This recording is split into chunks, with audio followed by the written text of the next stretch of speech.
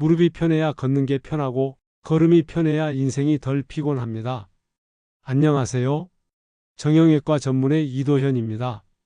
올해로 의사 생활 37년째입니다. 저도 이제 무릎을 아껴 써야 할 나이 60대가 되어보니 환자분들 이야기가 더 가깝게 들립니다. 오늘은 제가 진료실에서 정말 자주 듣는 말씀들로 시작해 보겠습니다. 선생님, 그냥 걷기만 했는데도 무릎이 아파요. 아침에 일어나면 무릎이 뻣뻣해서 잘 안 펴져요. 계단을 내려가면 무릎이 욱신거리는데 왜 그런 걸까요? 그리고 마지막엔 꼭 이렇게 말씀하시죠. 나이 드니까 그런가 보죠 뭐. 그럴 때 저는 분명하게 말씀드립니다. 아닙니다. 무릎은 나이보다 습관이 더 중요합니다. 수천 명을 진료하면서 느낀 건 무릎이 아픈 분들 대부분이 무심코 반복하는 잘못된 행동을 하고 계셨다는 점입니다. 그리고 그중 절반 이상은 지금 당장 바꿀 수 있는 행동이라는 것도 알게 됐습니다. 지금부터 무릎 통증이 있을 때 절대 해서는 안 되는 10가지 행동, 그리고 그 대신 어떻게 관리하면 좋은지까지 하나씩 자세히 알려드리겠습니다. 첫 번째는 쪼그려 앉는 자세입니다.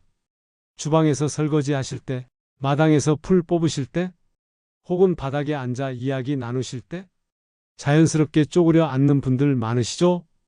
이 자세는 무릎 관절 안의 연골을 눌러 빠르게 닳게 만듭니다. 특히 무릎이 약해지기 시작한 여러분들에겐 가장 피해야 할 자세입니다. 앞으로는 바닥에 앉을 일이 있을 때 작은 방석이나 의자를 활용해 보세요. 화장실도 양변기나 높이를 조절할 수 있는 시니어용 변기로 바꿔보시면 무릎의 부담이 크게 줄어듭니다. 두 번째는 계단 오르내리기입니다. 운동 삼아 계단을 일부러 오르내리시는 계신데요. 무릎이 아픈 상태에서 계단은 운동이 아니라 관절에 큰 부담을 줍니다. 특히 내려갈 때는 체중의 4배에서 6배까지 무릎에 압력이 실린다고 보시면 됩니다. 운동을 하고 싶으시다면 계단보다는 평지 걷기나 실내 자전거 혹은 수영처럼 무릎에 부담이 적은 운동을 권해드립니다. 만약 꼭 계단을 이용해야 한다면 손잡이를 꼭 잡고 한 계단씩 천천히 내려오시고 발바닥 전체를 계단에 붙여 디디는 것이 중요합니다. 세 번째는 무릎 꿇고 있다가 벌떡 일어나기입니다. 무릎을 꿇고 앉았다가 갑자기 벌떡 일어나면 관절에 큰 충격이 갑니다. 특히 무릎 앞쪽에 연골이 눌리거나 관절 사이에 염증이 생기기 쉬운 자세입니다. 일어날 때는 그냥 벌떡 일어나지 말고 일어날 땐 아픈 무릎은 손으로 짚고 괜찮은 다리에 힘을 줘서 천천히 일어나세요. 마지막엔 상체를 천천히 들어 올리면 무릎에 무리가 덜 가고 덜 아파요. 바닥에 앉았다 일어날 일이 많으신 분은 일부러라도 이 순서를 기억해 주세요. 네 번째는 무릎이 아픈데 등산을 하는 것입니다. 등산은 건강에 좋은 운동이지만 무릎에 통증이 있는 상태에서는 피하셔야 합니다. 오르막보다 내리막이 더 문제인데요. 내리막을 내려갈 때는 무릎에 체중의 6배 가까운 충격이 갑니다. 무릎이 불편할 땐 공원 산책이나 자전거 타기, 물속에서 걷는 수중 운동 같은 대체 운동을 해보시길 권해드립니다. 등산을 꼭 해야겠다면 무릎 보호대를 착용하시고 등산 스틱을 양손에 들고 천천히 내려오는 게 기본입니다. 다섯 번째는 냉찜질만 고집하는 것입니다. 무릎이 아프면 얼음찜질을 먼저 하시는 분들이 많습니다. 그런데 이건 모든 경우에 해당되는 방법은 아닙니다. 무릎이 붓고 열이 날 때, 그러니까 갑자기 부은 급성 통증일 때는 냉찜질이 좋습니다.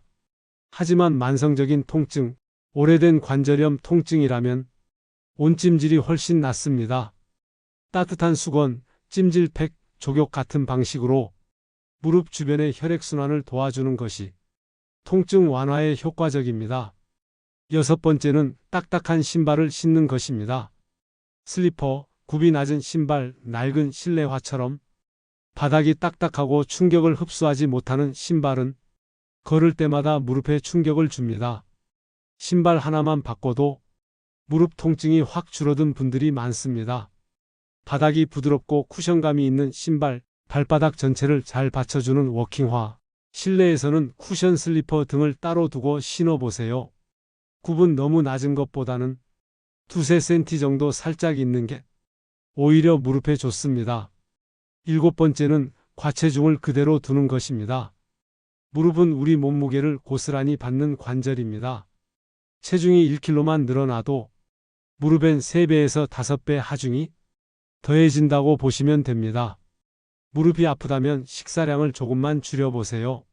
저녁에 반 공기만 덜어도 무릎은 부담을 덜 느낍니다.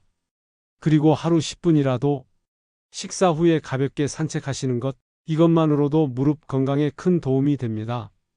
8번째는 무릎을 붙이고 옆으로 자는 습관입니다.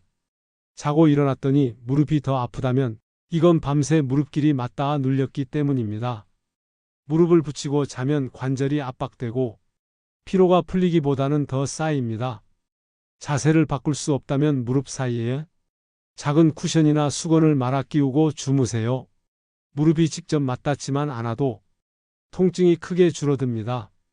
9번째는 통증이 있는데도 참고 걷는 것입니다. 운동은 좋지만 통증이 심한 상태에서 억지로 걷는 것은 무릎을 망가뜨리는 지름길입니다. 무릎이 붓고 아픈 날은 그냥 쉬어주세요. 쉬는 것도 치료입니다. 걷기 대신 다리를 뻗고 발끝을 당기는 스트레칭, 의자에 앉아서 다리 들기 같은 근육 강화 운동을 하시는 것이 훨씬 무릎에 좋습니다.